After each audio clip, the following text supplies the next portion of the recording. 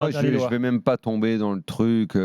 Une équipe française doit facilement passer contre un petit club comme ça, parce que bon, de toute façon, on est habitué à ce que ce soit pas aussi simple que ça. Mais moi, ce que je veux juste savoir, c'est que cette équipe, elle est pas si mauvaise que ça, même si la semaine dernière en championnat, elle a pris une gifle.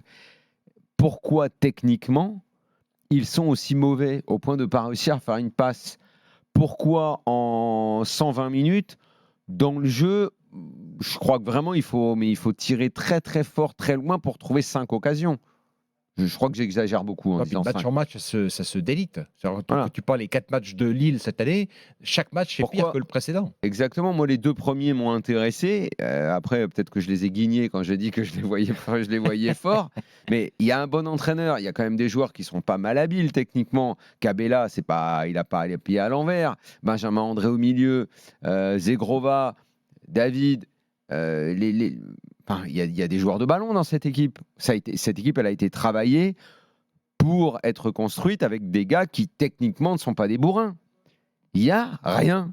Alors qu'est-ce qu'ils ont? Ils ne sont pas en confiance, ils ont la tête à l'envers, ils sont mentalement atteints par quelque chose, il fallait qu'ils se libèrent en sortant de ce tour préliminaire. Je ne sais pas, c'est pas possible de montrer autant de fébrilité, même technique, et de ne pas être capable de faire 3 passes. Et je le répète, en 120 minutes, d'arriver péniblement à inventer 5 actions. Parce que quand je dis 5, franchement, je ne suis pas sûr qu'on y soit aux 5. Et puis Lucas Chevalier rappelle un truc important, c'est qu'après le premier but un peu casquette qu'il concède, lui il fait un arrêt déterminant. Il peut y avoir 2-0 en 3 minutes. Quoi. Et il fait même un arrêt à 0-0, il fait un arrêt aussi dingue en tout début de match. Là, il n'y a plus rien. C'est très inquiétant.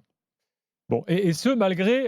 Au club, on a conscience de ça. Enfin, l'étang, tu as l'impression qu'après chaque match, il pousse sa gueulante. À chaque fois, il dit mais c'est pas possible, qu'est-ce qui se passe? Il va falloir qu'il trouve une autre façon de s'exprimer. Là, ça marche pas non plus. Effectivement, plus il parle et plus il s'enfonce. Et surtout, je le sens en colère. Et surtout, lui, ce qu'il reproche à l'équipe, c'est d'être en demi-teinte. Ça ne doit pas y aller. Quoi. Ne serait-ce que la base, c'est aller un petit peu de nerf, un peu de dynamisme. Il n'y a pas. Mais elle a montré aucune personnalité sur les 2 matchs. Exactement. Ni à l'aller, ni au retour. Aucun caractère. C'est ça.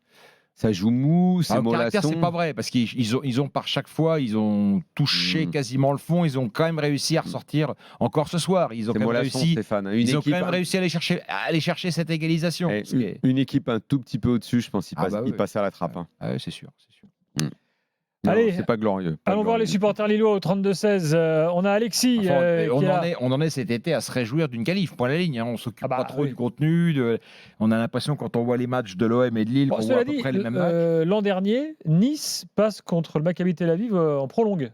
Et va après en quart de finale. Bon, après, il y a le contre Bâle, ils perdent. C'était vraiment terrible. C'est pas le but du joueur qu'on n'a jamais revu, là, qui venait de Moscou, là. Oui, BK. Voilà. Oui, il met un but extraordinaire. Et qu'on n'a pas revu de l'année. Vous savez d'abord où il est, ce BK?